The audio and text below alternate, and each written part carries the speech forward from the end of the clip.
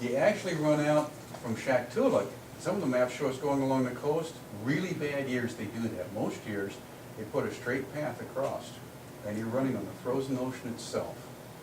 Coming into Koyuk, that frozen ocean looks a little bit like that. Typically, there's no place to hide, and storms can blow up in that country, a half hour to an hour, change immediately. It's 40 miles across that, so you're going to be out there for 4 to 6 hours making this journey. Something comes up, there's no place to get out of it. You got to trust your leaders. If you don't trust your dogs, that they're going to go all the way across once they start, you're not going.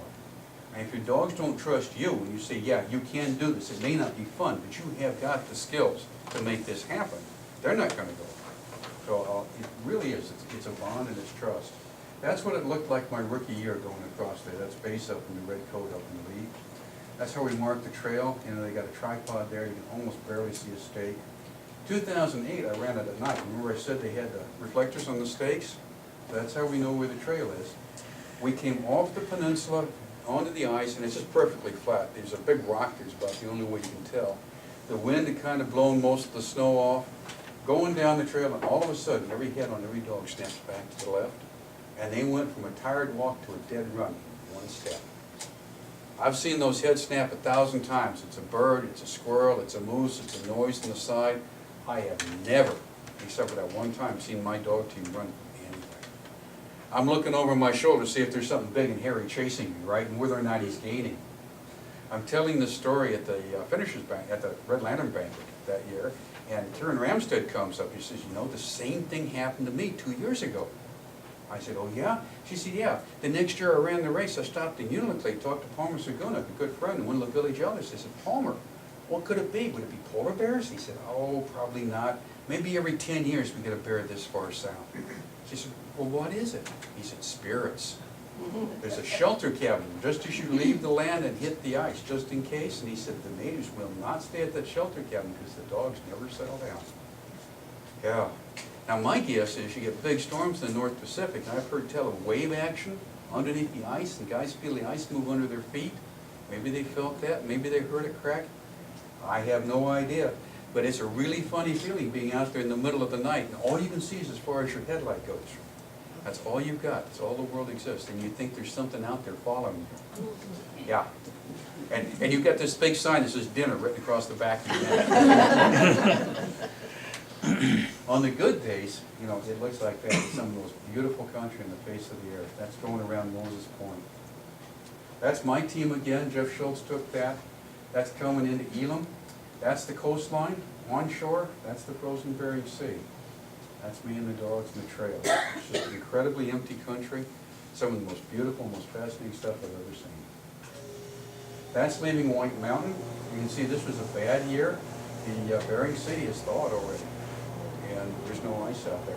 Actually, it doesn't thaw so much as it kind of thins, and then the wind picks up and blows it all offshore. But either way, that's open water sitting there. So here we are. We're leaving White Mountain. That's my team. Base up front. We're going to go up over Topcot. The winds are coming right to left again, and they're so bad they're blowing the snow into the side of his face. It's packing down on his skin. It's packing down and crusting his eyes and freezing his eyelids shut so he can't see. About every 20 minutes I got to stop and thaw his eyelids out so he can open them up and keep going. Doesn't even miss a step. He said, yep, as long as I'm going where you want me to go, we're going to get there. Amazing animal. So I stopped up on top of Topcot to thaw his eyes again. The daggone wind blows the sled over. I stand it back up, it blows the sled over again. I stand it back up, it blows the sled off the trail.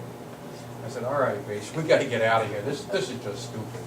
I mean, that blowhole on the backside of Topcot, they take and they line that with 30-foot tall trees that they've trimmed everything but the top, and then they put reflectors on top. Because you look out flat at ground level, you can't even see your lead dogs. But you can look up, it's all ground storm. So you can see the tops of the trees. So that's how you navigate. You're looking up like this, following this thing going that way. Wild and crazy stuff. And of course, not everything makes the trip. That's a dead snow machine. Somebody come out making the drive from Nome back into White Mountain or maybe safety, and the snow machine died. And you walk back, right? You do what you got to do in that country. So then you're coming into Nome, and you've got real mixed emotions.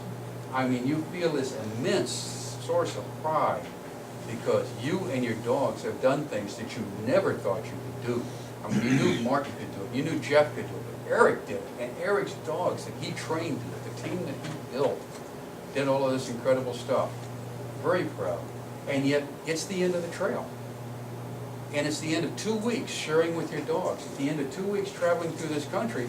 And so you get this real melancholy sadness building at the same time, because while you're glad you've done it, you don't want it to be over. And of course, you finish going down Front Street in Nome.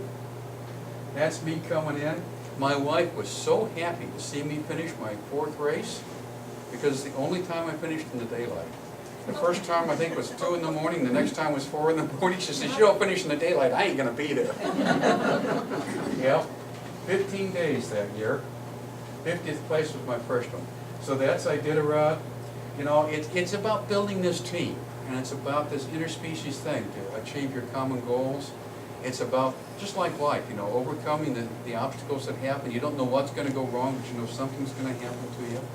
It's about faith, trust, a little humility. I mean, the dogs will teach you humility if they don't teach you anything else. And perseverance. Just never giving up. It's ordinary people doing extraordinary things. We're a whole lot stronger than